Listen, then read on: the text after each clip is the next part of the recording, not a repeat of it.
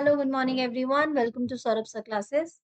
So, we were doing paper analysis of GET 2025 philosophy. बहुत सारे questions आपके साथ डिस्कस हो चुके हैं और इसी क्लास को कंटिन्यू करते हुए आगे बढ़ते हैं और आगे कुछ इम्पोर्टेंट कॉन्सेप्ट है जो आज हम डिस्कस करने वाले हैं। आई होप आपको क्लास पसंद आएगी, अच्छी लगेगी। यदि क्लास पसंद आए तो लाइक, शेयर, सब्सक्राइब ज़रूर कीजिएगा। तो स्टार्ट करते हैं आज की क्लास और क्वेश्चन स्टार्ट हो रहा है आज का 41। While practicing satyagraha, Mahatma Gandhi used non-cooperation as a cleansing process. Who is directly transformed by this process? The satyagrahi, a rebel with an evil motive, the state, or the other? तो दोस्तों इसका सही answer क्या होगा? सही answer बताने से पहले थोड़ा सा समझते हैं। तो सत्याग्रह और महात्मा गांधी ये दृष्टिकोण क्या है उनका? महात्मा गांधी ने सत्याग्रह को सत्य और आग्रह के संगम को एक साथ कनेक्ट किया। उनका कहना था कि सत्य से आग्रह करते हुए अगर हम आगे बढ़ते रहेंगे, तो हम अपनी जो मेन लक्ष्य है उसे प्राप्त कर ठीक है? और नॉन कोऑपरेशन जो था ये एक आंदोलन था, नॉन कोऑपरेशन मूवमेंट जो था जिसे असहयोग आंदोलन भी कहा जाता था, वो एक ऐसा ही प्रोसेस है जो कि व्यक्ति के अंदर आत्मिक शुद्धि लाता है कि जब हम आपका सहयोग नहीं करेंगे, ठीक है? तो वो गांधी जी इस बात के ऊपर बल दे रहे हैं कि पहले स्वयं को सुधारना ज़रूरी है, तभी समाज और सरकार पर आप असर डाल पाते हैं। तो सत्याग्रह पहले सत्याग्रही को ट्रांसफ़ॉर्म करता है क्योंकि उसकी सहनशीलता, धैर्य और अहिंसा की इम्पोर्टेंस और उनकी शक्ति मिलना बहुत ज़रूरी हो जाता है। तो यहाँ जब आप ऑप्शन देख रहे हैं the satyagrahi, rebel with an evil motive, the state, the other, ये तो बिल्कुल नेगेटिव हो गया, ये तो हो ही नहीं सकता, ठीक है? एविल मोटिव महात्मा गांधी के साथ कैसे जुड़ सकता है? यहाँ राज्य की बात नहीं हो रही, यहाँ अदर की बात नहीं हो रही, यहाँ सत्याग्रह की बात हो रही, ठीक है?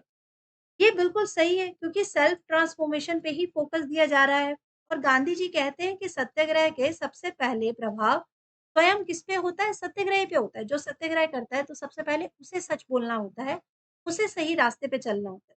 तो जब एक व्यक्ति नॉन कोऑपरेशन प्रैक्टिस करता है तो वह अंदर से शुद्ध हो जाता है, उसकी सोच बदल जाती है और उसका कैरेक्टर और मजबूत हो जाता है। ठीक है? तो यहाँ पर मॉरल और स्पिरिचुअल ग्रोथ पर ही ज़्यादा असर डाला गया है, ज़्यादा दबाव दिया गया है और सत्याग्रही अहिंसा का जो पालन करके अपनी आत्मिक शक्ति को बढ़ा सकता है, तो वो सत्याग्रही हो सकता है। उसके उसको जो दुश्मन के प्रति भावना है, वो बिल्कुल दया में तब्दील करनी पड़ती है। ठीक है? तो ये बिल्कुल सही आंसर है। आई थिंक अब आपको इसमें कोई कन्फ्यूजन नहीं होगी। बिकॉज़ रिबेल और एविल मोटिव ये तो बिल्कुल एक नेगेटिव थॉट हो गया। सत्याग्रह किसी को भी दुश्मन बनाना नहीं चाहेगा, वो फ़ोर्स नहीं करेगा, बल्कि अपने आचरण से ही प्रेरणा देने की कोशिश करता है, तो रिबेल तो नहीं होगा, ठीक है? और एविल की अगर बात की जाए तो एविल माइंडेड इंसान तभी बदलेगा जब उसको सत्याग्रह की सही शक्ति का एहसास होगा, ओके? स्टेट की बात नहीं हो सकती क्योंकि राज्य या सरकार इनडायरेक्टली इम्पैक्ट होती है, लेकिन डायरेक्ट ट्रांसफॉर्मेशन किसपे पड़ता है? जो इंसान सत्याग्रह करता है। ठीक है? सरकार पे या स्टेट पर या किसी और पर तो बाद में असर होता है। ठीक है? क्लियर हुई ये बात? चलिए बढ़ते हैं अगले प्रश्न की ओर। Which of the following is or are part of the four theory of existence advocated by Sri Aurobindo? The super cosmic, the cosmic or the terrestrial, the integral or synthetic, the virtual. इस question का जो answer है वो एक answer नहीं होगा। क्यों नहीं होगा मैं आपको डिटेल में बताती हूँ। यहाँ बात करने वाले हैं श्री अरविंदो जी। थोड़ा-सा पेज को और एनहांस किया जा सकता है। मैं देखती हूँ कि आप लोगों को क्लियर नज़र आ रहा होगा। जाँच करने देखिए, अब ठीक होगा? आई थिंक अब क्लियर होगा।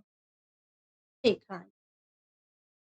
तो गाइस अरबिंदो जो है श्री अरबिंदो कौन है? इनके बारे में सारी डिटेल में हम लोग अपनी थ्योरी क्लासेस में बात कर चुके हैं। तो यहाँ पर सिंपल सी बात है, यहाँ जो श्री अरबिंदो जी हैं, उनके हिसाब से जो सही आंसर है, वो सुपर कॉस्मिक भी है। वो ए भी आंसर सही है, बी भी सही है, कॉस्मिक और टेरेस्टेरियल। बी भी सही है और आपका सी भी सही है, इंटीग्रल और सिंथेटिक। कि श्री अरबिंदो के 4 थ्योरी हैं, थ्योरी ऑफ एक्जिस्टेंस जिसे आप कह सकते हैं 4। श्री अरबिंदो आदर्शवादी दर्शन के महान विचारक थे।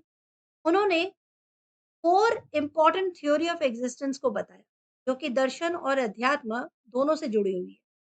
सुपर कॉस्मिक थ्योरी की अगर मैं बात करूं, यानी कि अति ब्राह्मणीय सिद्धांत, सुपर कॉस्मिक थ्योरी की अगर बात की जाए, इस सिद्धांत के मुताबिक ब्राह्मण या परमात्मा एक अति ब्राह्मणवादी सत्य है, जो इस संसार पे पड़े हुए हैं, बहुत सारे हैं। ठीक है? वेदांतिक दर्शन के अनुसार ये सब कुछ बाकी सबसे अलग है और निर्गुण की तरह जी रहे हैं, निर्गुण की तरफ प्राप्ति है। कॉस्मिक और टेरेस्टेरियल थ्योरी की बात की जाए, यानी कि ब्राह्मणीय और भौतिक सिद्धांत, ब्राह्मणीय और भौतिक सिद्धांत जो है, इस सिद्धांत में ब्राह्मण को जगत के अंदर देखा गया है। ठीक है? संसार और प्रकृति ही परम सत्य होती है और जीवन को इसी रूप में समझना भी चाहिए। इंटीग्रल और सिंथेटिक थ्योरी की बात की जाए, पूर्ण या साम्यवाद सिद्धांत जो है, तो श्री अरविंदो ने कहा कि ऊपर के दोनों सिद्धांत अधूरे हैं और एक सम्मिलित दृष्टि की जरूरत है, यानी कि इंटीग्रल और सिंथेटिक ये दोनों अलग अलग नहीं पढ़े जा सकते। परमात्मा ना सिर्फ अति ब्रह्मांडीय है, बल्कि उसका व्यक्तित्व संसार में भी है। तो ये अद्वैत विद्या वेदांत है, शक्ति और योग को मिलाकर एक पूर्ण दर्शन बनाता है। ठीक है जी। और इंडिविजुअल थ्योरी, यानी कि व्यक्तिगत सिद्धांत, यहाँ पर जो विर्चुअल थ्योरी है, ये सिद्धांत व्यक्ति के अंदर आत्मा की खोज करता है। व्यक्ति अपने अंदर ही ब्राह्मण को अनुभव कर सकता है और इससे ही मोक्ष प्राप्त कर सकता है। तो सही आंसर क्या होगा? यहाँ पर बोला गया है which are the part of the food theory, तो सुपर कॉस्मिक भी है, कॉस्मिक और टेरेस्टेरियल है और इंटीग्रल और सिंथेटिक। ठीक है, क्लियर हो रही है बातें? चलिए बढ़ते हैं अगले प्रश्न की तरफ। Next question is, according to saint Thomas Aquinas, God exist as a supremely perfect and necessary being. Which among the following option is or are in accordance with his concept of God?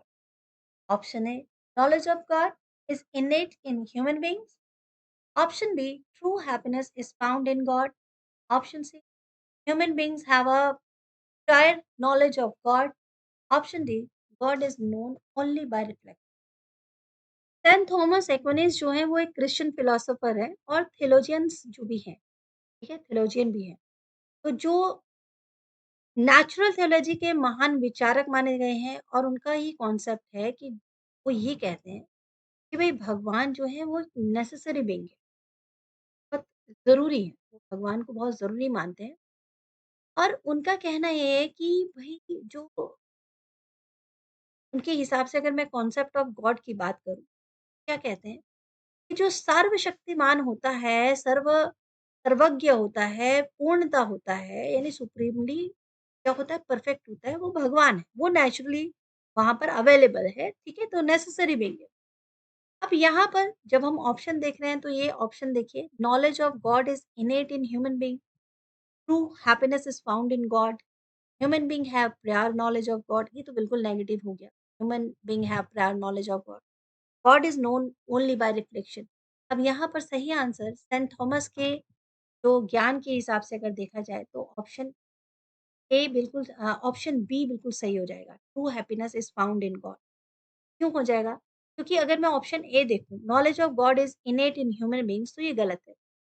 एक्विनस के हिसाब से वो ये कहना चाहते थे कि God का जो ज्ञान है वो इनेट नहीं होता, बल्कि ह्यूमन इससे रीज़निंग और एक्सपीरियंस के माध्यम से प्राप्त करते हैं।